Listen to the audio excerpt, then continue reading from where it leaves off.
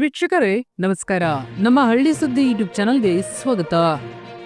ಬೆಳೆ ಹಾನಿ ಸಾಲ ಮನ್ನಾದ ಬಗ್ಗೆ ಎರಡು ಬಿಗ್ ಅಪ್ಡೇಟ್ಗಳು ಬಂದಿವೆ. ಹೌದು, ಕೇವಲ 15 ದಿನಗಳಲ್ಲಿ ರೈತರ ಖಾತೆಗೆ ಬೆಳೆ ಹಾನಿ ಪರಿಹಾರ ಜಮಾ ಆಗಲಿದೆ ಎಂದು ಜಿಲ್ಲಾಧಿಕಾರಿಗಳು ಮಾಹಿತಿಯನ್ನು ನೀಡಿದ್ದಾರೆ. ಹಾಗಾದ್ರೆ ಯಾವ ಜಿಲ್ಲೆಗೆ ಮೊದಲು ಜಮಾ ಆಗಲಿದೆ, ಜಮಾ ಆಗ್ಬೇಕಂದ್ರೆ ಯಾವೆಲ್ಲ ಕೆಲಸವನ್ನ ಮಾಡಬೇಕು, ಹಾಗೆ ಸಾಲ ಮನ್ನಾ ಆಗಲಿದೆಯಾ, ಸಾಲ ಮನ್ನಾ ಆದ್ರೆ ಎಷ್ಟು ಸಾಲ ಮನ್ನಾ ಆಗಲಿದೆ ಎಲ್ಲವನ್ನು ಕೂಡ ಈ ವಿಡಿಯೋದಲ್ಲಿ ತಿಳಿಸಿಕೊಡ್ತಾ ಹೋಗ್ತೀವಿ. ಹಾಗೆ ಪ್ರತಿ ಹೆಕ್ಟರ್ಗೆ 17,500 ರೂಪಾಯಿ ಪರಿಹಾರ ಜಮಾ ಆಗಲಿದೆ ಎಂದು ಕೂಡ ತಿಳಿಸಲಾಗಿದೆ. ಹಾಗಾದ್ರೆ ಯಾವಾಗ ಜಮಾ ಆಗಲಿದೆ, ಎಷ್ಟು ಜಮಾ ಆಗಲಿದೆ ಎಲ್ಲವನ್ನು ಕೂಡ ಈ ವಿಡಿಯೋದಲ್ಲಿ ತಿಳಿಸಿಕೊಡ್ತಾ ಹೋಗ್ತೀವಿ. ದಯವಿಟ್ಟು ಸ್ಕಿಪ್ ಮಾಡದೆ ನಮ್ಮ ವಿಡಿಯೋನ ಸಂಪೂರ್ಣವಾಗಿ ನೋಡಿ. ಹಾಗೆ ನೀವು ನಮ್ಮ ಚಾನಲ್ ಅನ್ನ ಸಬ್ಸ್ಕ್ರೈಬ್ ಆಗಿಲ್ಲ ಅಂತಂದ್ರೆ ಈ ಕೂಡಲೇ ಸಬ್ಸ್ಕ್ರೈಬ್ ಆಗಿ, ಹಾಗೆ ಬೆಲ್ ಐಕಾನ್ ಕ್ಲಿಕ್ ಮಾಡಿ ಆಲ್ ಅಂತ ಸೆಲೆಕ್ಟ್ ಮಾಡಿ. ಕಳೆದ ಆಗಸ್ಟ್ ಮತ್ತು ಸೆಪ್ಟೆಂಬರ್ ತಿಂಗಳಿನಲ್ಲಿ ಅತಿವೃಷ್ಟಿ ಮತ್ತು ವ್ಯಾಪಕ ಮಳೆಯಿಂದ ಜಿಲ್ಲೆಯಲ್ಲಿ ಅಪಾರ ಪ್ರಮಾಣದ ಮಳೆಯಿಂದ ಬೆಳೆ ಹಾನಿಯಾಗಿದ್ದು, ಬೆಳೆ ಹಾನಿಗೊಳಗಾದ ರೈತರಿಗೆ ಮುಂದಿನ 10-15 ದಿನಗಳಲ್ಲೇ ರಾಜ್ಯ ಸರ್ಕಾರದಿಂದ ಮೊದಲನೇ ಕಂತಿನ ಪರಿಹಾರ ಬಿಡುಗಡೆ ಮಾಡಲಾಗುವುದೆಂದು ರಾಜ್ಯದ ಗ್ರಾಮೀಣ ಅಭಿವೃದ್ಧಿ ಮತ್ತು ಪಂಚಾಯತ್ ರಾಜ್ಯ ಐಟಿಬಿಟಿ ಹಾಗೂ ಕಲಬುರಗಿ ಜಿಲ್ಲಾ ಉಸ್ತುವಾರಿ ಸಚಿವ ಪ್ರಿಯಾಂಕ ಖರ್ಗೆ ಅವರು ಹೇಳಿದರು. ಶನಿವಾರ ಇಲ್ಲಿನ ಜಿಲ್ಲಾಧಿಕಾರಿಗಳ ಕಚೇರಿ ಸಭಾಂಗಣದಲ್ಲಿ ಪತ್ರಿಕಾಗೋಷ್ಠಿ ಉದ್ದೇಶಿಸಿ ಮಾತನಾಡಿದ ಅವರು, ಎನ್ಡಿಆರ್ಎಫ್ ಪರಿಹಾರ ಜೊತೆಗೆ ಪ್ರತಿ ಹೆಕ್ಟರ್ಗೆ ರಾಜ್ಯ ಸರ್ಕಾರದಿಂದ ಹೆಚ್ಚುವರಿಯಾಗಿ ಎಸ್ಟಿಆರ್ಎಫ್ ನಿಯಮದಡಿ 8,500 ರೂಪಾಯಿ ಪರಿಹಾರ ನೀಡಲಾಗುವುದೆಂದು ಕಳೆದ ಸೆಪ್ಟೆಂಬರ್ 30ರಂದು ಇಲ್ಲಿಯ ಮುಖ್ಯಮಂತ್ರಿಗಳು ಘೋಷಿಸಿದ್ದು, ಅದರಂತೆ ಹಣ ರೈತರ ಖಾತೆಗೆ ಜಮಾ ಮಾಡಲಾಗುತ್ತಿದೆ ಎಂದು ಅವರು ತಿಳಿಸಿದ್ದಾರೆ. ಪ್ರಾಥಮಿಕ ಅಂದಾಜಿನ ಪ್ರಕಾರ ಕಲಬುರಗಿ ಜಿಲ್ಲೆಯಲ್ಲಿ ಅತಿವೃಷ್ಟಿಯಿಂದ 3,24,777 ಹೆಕ್ಟರ್ ಬೆಳೆ ಹಾನಿಯಾಗಿದ್ದು ಎಂದು ಅಂದಾಜಿಸಲಾಗಿದೆ. ಜಂಟಿ ಸಮೀಕ್ಷೆಯಿಂದ 3,07,206 ಹೆಕ್ಟರ್ ಹಾನಿಯಾಗಿದ್ದು ಕಂಡುಬಂದಿದೆ. ಬೆಳೆ ಹಾನಿ ಕುರಿತು ಪರಿಹಾರ ಪೋರ್ಟಲ್ನಲ್ಲಿ ದಾಖಲಾದ 4,17,596 ರೈತರ ಪೈಕಿ ಶುಕ್ರವಾರದವರೆಗೆ 4,15,996 ಅನುಮೋದನೆ ನೀಡಿದೆ. ತಾಂತ್ರಿಕ ಮತ್ತು ನಾನಾ ಕಾರಣಗಳಿಂದ 1,148 ತಿರಸ್ಕೃತಗೊಂಡಿದ್ದು 1,006 ಅನುಮೋದನೆಗೆ ಬಾಕಿ ಇವೆ ಎಂದು ಸಚಿವ ಪ್ರಿಯಾಂಕ ಖರ್ಗೆ ಅವರು ತಿಳಿಸಿದ್ದಾರೆ. ಇನ್ನು ಈ ಜಿಲ್ಲೆಗೆ ಇಂದಿನಿಂದಲೇ ಬೆಳೆ ಹಾನಿ ಪರಿಹಾರ ಜಮಾ ಆಗಲು ಶುರು. ಹೌದು, ಸಚಿವ ಈಶ್ವರ್ ಖಂಡ್ರೆ ಮತ್ತು ಸಿಎಂ ಸಿದ್ದರಾಮಯ್ಯನವರ ಘೋಷಣೆ. ರಾಜ್ಯದಲ್ಲಿ ಇತ್ತೀಚೆಗೆ ಸಂಭವಿಸಿದ ಅತಿವೃಷ್ಟಿ ಹಾಗೂ ನೆರೆ ಹಾವಳಿಯಿಂದ ಬೆಳೆ ನಷ್ಟ ಅನುಭವಿಸಿದ ರೈತರಿಗೆ ಸರ್ಕಾರದಿಂದ ಪರಿಹಾರ ಹಣ ಬಿಡುಗಡೆ ಮಾಡುವ ಕಾರ್ಯ ಪ್ರಾರಂಭವಾಗಿದೆ.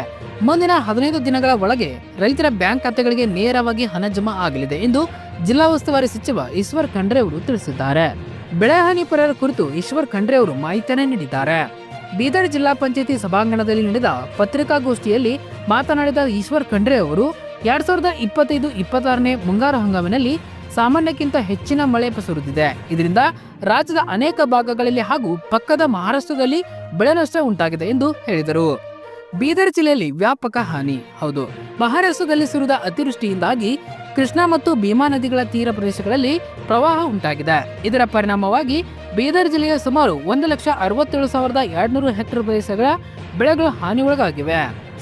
ಜಿಲ್ಲಾ ಆಡಳಿತ ಈಗಾಗಲೇ ಸಮೀಕ್ಷೆ ಪೂರ್ಣಗೊಳಿಸಿದ್ದು ಬೆಳೆ ಹಾನಿ ಪರಿಹಾರ ತಂತ್ರಾಂಶವನ್ನು ಸಿದ್ಧಪಡಿಸಿ ಬಿಡುಗಡೆ ಮಾಡಿದೆ.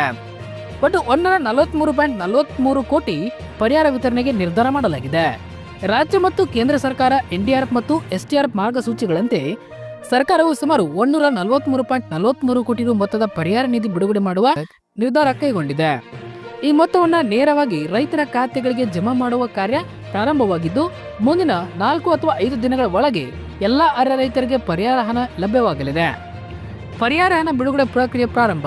ಹೌದು, ನಾನು ಅಕ್ಟೋಬರ್ 30ರ ಒಳಗೆ ರೈತರ ಖಾತೆಗೆ ಪರಿಹಾರ ಹಣ ಜಮಾ ಮಾಡುವ ಭರವಸೆ ನೀಡಿದೆ. ಈಗ ಕಾರ್ಯಾಚರಣೆ ಆರಂಭವಾಗಿದೆ.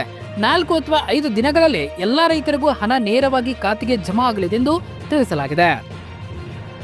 ಅಕ್ಟೋಬರ್ 31ರ ವೇಳೆಗೆ ಎನ್ಡಿಎಫ್ ನಿಯಮಾವಳಿಗಳ ಪ್ರಕಾರ 143.34 ಕೋಟಿ ರು ಮಂಜೂರಾಗಿದ್ದು, ಅದರಲ್ಲಿ 17.25 ಕೋಟಿ ಈಗಾಗಲೇ ಬಿಡುಗಡೆಗೊಂಡಿದೆ ಎಂದು ಸಚಿವರು ಹೇಳಿದ್ದಾರೆ.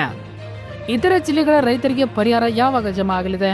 ಹೌದು, ರಾಜ್ಯದ ಇತರ ಭಾಗಗಳಲ್ಲೂ ಪರಿಹಾರ ಬಿಡುಗಡೆ ಮಾಡಲು ಸಿದ್ಧತೆ ನಡೆಯುತ್ತಿದೆ. ಮುಖ್ಯಮಂತ್ರಿ ಸಿದ್ದರಾಮಯ್ಯ ಅವರು ತಿಳಿಸಿದ್ದಾರೆ. ರಾಜ್ಯ ಸರ್ಕಾರ ಪ್ರತಿ ಹೆಕ್ಟರ್ ಪ್ರದೇಶಕ್ಕೆ 8,500 ಪರಿಹಾರ ನೀಡುತ್ತಿದೆ. ಮುಂದಿನ 15 ದಿನಗಳಲ್ಲಿ ಎಲ್ಲಾ ಜಿಲ್ಲೆಗಳ ರೈತರಿಗೂ ಈ ಹಣ ಖಾತೆಗೆ ಜಮಾ ಆಗಲಿದೆ. ಹೀಗಾಗಿ ರೈತರು ಆತಂಕ ಪಡದೆ ಹಣ ಖಾತೆಗೆ ಜಮಾ ಆಗುವವರೆಗೂ ಕಾಯಬೇಕು ಎಂದು ಅವರು ಸಲಹೆಯನ್ನ ನೀಡಿದ್ದಾರೆ. ರೈತರಿಗೆ ಯಾವುದೇ ರೀತಿಯ ತೊಂದರೆ ಎದುರಾಗಬಾರದು ಅಥವಾ ಪರಿಹಾರ ಮೊತ್ತದ ಬಗ್ಗೆ ಮಾಹಿತಿ ಬೇಕಾದರೆ ತಮ್ಮ ಹತ್ತಿರದ ಕೃಷಿ ಇಲಾಖೆ ಕಚೇರಿ ಅಥವಾ ಗ್ರಾಮ ಲೆಕ್ಕಿಗ ಅಧಿಕಾರಿಗಳನ್ನ ಸಂಪರ್ಕಿಸಬೇಕು. ಸರ್ಕಾರವು ಬೆಳೆ ನಷ್ಟ ಅನುಭವಿಸಿದ ಎಲ್ಲಾ ರೈತರಿಗೂ ಸೂಕ್ತ ಸಹಾಯ ಒದಗಿಸುವ ಬದ್ಧತೆಯನ್ನು ವ್ಯಕ್ತಪಡಿಸಿದೆ. ಈ ನಿಧಿ ಬಿಡುಗಡೆ ಕಾರ್ಯಾಚರಣೆ ಪೂರ್ಣಗೊಂಡ ನಂತರ ಉಳಿದ ಪ್ರದೇಶಗಳ ಸಮೀಕ್ಷೆ ಆಧಾರದ ಮೇಲೆ ಹೆಚ್ಚುವರಿ ಪರಿಹಾರ ಬಿಡುಗಡೆ ಮಾಡುವುದಾಗಿ ಅಧಿಕಾರಿಗಳು ತಿಳಿಸಿದ್ದಾರೆ. ಅತಿವೃಷ್ಟಿಯಿಂದ ತತ್ತರಿಸಿದ ರೈತರ ಮುಖದಲ್ಲಿ ಸಂತೋಷ ಮೂಡಿಸಲು ಸರ್ಕಾರದ ಈ ಕ್ರಮ ಪ್ರಮುಖ ಪಾತ್ರ ವಹಿಸಿದೆ. ರೈತರು ತಮ್ಮ ಖಾತೆಗಳನ್ನ ನಿಗಾ ಇಟ್ಟುಕೊಳ್ಳಿ, ಮುಂದಿನ ಕೆಲವೇ ದಿನಗಳಲ್ಲಿ ಬೆಳೆ ಹಾನಿ ಪರಿಹಾರ ನೇರವಾಗಿ ಖಾತೆಗೆ ಜಮಾ ಆಗಲಿದೆ ಎಂದು ತಿಳಿಸಲಾಗಿದೆ. ಇನ್ನು ರೈತರ ಸಾಲ ಮನ್ನಾದ ಬಗ್ಗೆ ನೋಡೋದಾದ್ರೆ, ಕರ್ನಾಟಕ ರಾಜ್ಯದ ರೈತರಿಗೆ ಆರ್ಥಿಕ ನೆರವು ಒದಗಿಸುವ ದೃಷ್ಟಿಯಿಂದ ಮುಖ್ಯಮಂತ್ರಿ ಸಿದ್ದರಾಮಯ್ಯನವರು ಒಂದು ಪ್ರಮುಖ ಘೋಷಣೆಯನ್ನ ಮಾಡಿದ್ದಾರೆ. ರಾಜ್ಯದ ಬಹುತೇಕ ರೈತರ ಸಾಲವನ್ನ ಮನ್ನಾ ಮಾಡಲಾಗಿದೆ ಎಂದು ಘೋಷಿಸಿದ್ದು, ಇದು ರೈತ ಸಮುದಾಯಕ್ಕೆ ದೊಡ್ಡ ಆರ್ಥಿಕ ರಕ್ಷಣೆಯನ್ನು ಒದಗಿಸಲಿದೆ. ಇದರ ಜೊತೆಗೆ ರಾಜ್ಯದಲ್ಲಿ ಪ್ರತಿದಿನ 1 ಕೋಟಿ ಲೀಟರ್ ಹಾಲು ಉತ್ಪಾದನೆ ಆಗುತ್ತಿರುವುದು ಕರ್ನಾಟಕ ಕೃಷಿ ಮತ್ತು ಸಹಕಾರಿ ಕ್ಷೇತ್ರದ ಸಾಮರ್ಥ್ಯವನ್ನು ತೋರಿಸುತ್ತಿದೆ. ಕರ್ನಾಟಕದ ರೈತರು ದೀರ್ಘಕಾಲದಿಂದ ಸಾಲದ ಒತ್ತಡದಿಂದ ಬಳಲುತ್ತಿದ್ದಾರೆ. ಈ ಸಮಸ್ಯೆನ ಗಂಭೀರವಾಗಿ ಪರಿಗಣಿಸಿ ಮುಖ್ಯಮಂತ್ರಿ ಸಿದ್ದರಾಮಯ್ಯನವರು ರಾಜ್ಯದ ಬಹುತೇಕ ರೈತರ ಸಾಲ ಮನ್ನಾ ಮಾಡುವ ಐತಿಹಾಸಿಕ ತೀರ್ಮಾನವನ್ನ ಘೋಷಿಸಿದ್ದಾರೆ. ಈ ಯೋಜನೆಯು ರೈತರಿಗೆ ಆರ್ಥಿಕ ಒತ್ತಡದಿಂದ ಮುಕ್ತಿ ನೀಡುವ ಜೊತೆಗೆ ಅವರ ಜೀವನ ಮಟ್ಟವನ್ನು ಉನ್ನತೀಕರಿಸಲು ಸಹಾಯವಾಗಲಿದೆ. ಸಾಲ ಮನ್ನಾ ಕಾರ್ಯಕ್ರಮವು ಕೃಷಿ ಕ್ಷೇತ್ರಕ್ಕೆ ಹೊಸ ಚೈತನ್ಯವನ್ನು ತುಂಬಲಿದ್ದು, ರೈತರು ತಮ್ಮ ಕೃಷಿ ಚಟುವಟಿಕೆಗಳನ್ನ ಮತ್ತಷ್ಟು ಸಕ್ರಿಯವಾಗಿ ನಡೆಸಲು ಪ್ರೋತ್ಸಾಹವನ್ನು ಒದಗಿಸಲಿದೆ. ಈ ಕ್ರಮವು ಕರ್ನಾಟಕದ ಗ್ರಾಮೀಣ ಮತ್ತು ಆರ್ಥಿಕತೆಯನ್ನು ಬಲಗೊಳಿಸುವಲ್ಲಿ ಪ್ರಮುಖ ಪಾತ್ರವನ್ನು ವಹಿಸಲಿದೆ. ಎಚ್.ಡಿ. ಕುಮಾರಸ್ವಾಮಿ ಅವರು ಮುಖ್ಯಮಂತ್ರಿ ಆಗಿದ್ದಾಗ 2018ರಲ್ಲಿ ರಾಜ್ಯದ ರೈತರ 1 ಲಕ್ಷ ರೂಪಾಯಿಗಳವರೆಗೆ ಸಾಲ ಮನ್ನಾ ಘೋಷಣೆ ಮಾಡಿದ್ದರು. ಹೌದು, 2018ರಲ್ಲಿ ಕಾಂಗ್ರೆಸ್ ಮತ್ತು ಜೆಡಿಎಸ್ ಸಮ್ಮಿಶ್ರ ಸರ್ಕಾರವಿತ್ತು. ಇಂಥ ಕಠಿಣ ಪರಿಸ್ಥಿತಿಯಲ್ಲಿಯೂ ಸಹ ಕುಮಾರಸ್ವಾಮಿ ಅವರು ಸಾಲ ಮನ್ನಾ ಭಾಗ್ಯ ನೀಡಿದ್ದರು. ಚುನಾವಣಾ ಪೂರ್ವದಲ್ಲಿ ತಾವು ಮುಖ್ಯಮಂತ್ರಿ ಆದರೆ ರೈತರ ಸಾಲ ಮನ್ನಾ ಮಾಡುತ್ತೇನೆಂದು ಘೋಷಣೆ ಮಾಡಿದ್ದರು. ಅದೇ ರೀತಿ ರಾಜ್ಯದ ಎಲ್ಲ ರೈತರಿಗೆ 1 ಲಕ್ಷ ರೂಪಾಯಿಗಳವರೆಗೆ ಸಾಲ ಮನ್ನಾ ಘೋಷಣೆ ಮಾಡಿದ್ದರು. ಆದರೆ ಸಾಲ ಮನ್ನಾ ಭಾಗ್ಯ ಕೆಲವು ರೈತರಿಗೆ ಸಿಕ್ಕಿಲ್ಲ. ಇನ್ನೂ ಲಕ್ಷಾಂತರ ರೈತರಿಗೆ ಈ ಭಾಗ್ಯ ಸಿಗಲಿಲ್ಲ. ನಂತರ BS ಯಡಿಯೂರಪ್ಪನವರು ಸಾಲ ಮನ್ನಾ ಭಾಗ್ಯದಿಂದ ಉಳಿದ ರೈತರಿಗೆ ಸಾಲ ಮನ್ನಾ ಮಾಡಲಾಗುವುದು ಎಂದಿದ್ದರು. ಆದರೂ ಇನ್ನೂ ಎಷ್ಟೋ ರೈತರ ಸಾಲ ಮನ್ನಾ ಭಾಗ್ಯ ಸಿಗಲಿಲ್ಲ. ಸಾಲ ಮನ್ನಾ ಘೋಷಣೆ ಮಾಡಿದಾಗ ಸಾಕಷ್ಟು ಷರತ್ತುಗಳನ್ನು ವಹಿಸಿದ್ದರಿಂದ ದಾಖಲೆಗಳನ್ನ ನೀಡುವಲ್ಲಿ ಬಹಳಷ್ಟು ರೈತರು ವಿಫಲರಾಗಿದ್ದಾರೆ. ಮತ್ತೆ ಕೆಲವು ರೈತರಿಗೆ ತಾಂತ್ರಿಕ ಕಾರಣಗಳಿಂದ ಸಮಸ್ಯೆಗಳಾಗಿತ್ತು. ಈಗ ಸಾಲ ಮನ್ನಾ ಆಗದೆ ಉಳಿದಿರುವ ರೈತರಿಗೆ ಹೊಸ ಸಾಲವೂ ಸಿಗುತ್ತಿಲ್ಲ, ಹಳೆ ಸಾಲದ ರಿನ್ಯೂವಲ್ ಕೂಡ ಆಗುತ್ತಿಲ್ಲ. ಇದಕ್ಕೆ ಸಮಸ್ಯೆಗೆ ಸಿಲುಕಿದ್ದಾರೆ. ರಾಜ್ಯದಲ್ಲಿ ಸಾಲ ಮನ್ನಾ ಆಗದೆ ಬಾಕಿ ಇರುವ 1 ಲಕ್ಷಕ್ಕೂ ಹೆಚ್ಚು ರೈತರ ನೆರವಿಗೆ ಬರುವಂತೆ ಹಾಗೂ ಶೀಘ್ರ ಸಮಸ್ಯೆ ಬಗೆಹರಿಸುವಂತೆ ರೈತ ಸಂಘಟನೆಗಳು ಸರ್ಕಾರಕ್ಕೆ ಒತ್ತಾಯಿಸುತ್ತಿದ್ದಾರೆ. ಕರೋನಾ ಸಂಕಷ್ಟ, ಅತಿವೃಷ್ಟಿ, ಅನಾವೃಷ್ಟಿಗಳಾದಂಥ ಪ್ರಕೃತಿ ವಿಕೋಪಗಳಿಂದ ನಾಡಿನ ರೈತರು ಕಂಗಾಲಾಗಿದ್ದಾರೆ. ಇಂಥ ಸಂದಿಗ್ಧ ಪರಿಸ್ಥಿತಿಯಲ್ಲಿ ದೇಶದ ಬೆನ್ನೆಲುಬಾಗಿರುವ ರೈತರ ನೆರವಿಗೆ ಸರ್ಕಾರ ಧಾವಿಸಬೇಕೆಂದು ನಾವು ಕೇಳಿಕೊಳ್ಳುತ್ತೇವೆ. ರೈತರ ಹಿತದೃಷ್ಟಿಯನ್ನು ಗಮನದಲ್ಲಿಟ್ಟುಕೊಂಡು ಕೂಡಲೇ ಹಸಿರು ಪಟ್ಟಿಯಲ್ಲಿರುವ ಹಸಿರು ಪಟ್ಟಿಗೆ ಒಳಪಡುವ ಹಾಗೂ ಉಳಿತಾಯ ಖಾತೆ ತಪ್ಪಾಗಿರುವ ಪ್ರಕರಣಗಳನ್ನು ಸಹ ಪರಿಗಣನೆಗೆ ತೆಗೆದುಕೊಂಡು ಉಳಿದ ರೈತರ ಸಾಲ ಮನ್ನಾ ಮಾಡಬೇಕೆಂದು ರೈತ ಸಂಘಟನೆಗಳು ಮುಖಂಡರು ಒತ್ತಾಯಿಸಿದ್ದಾರೆ.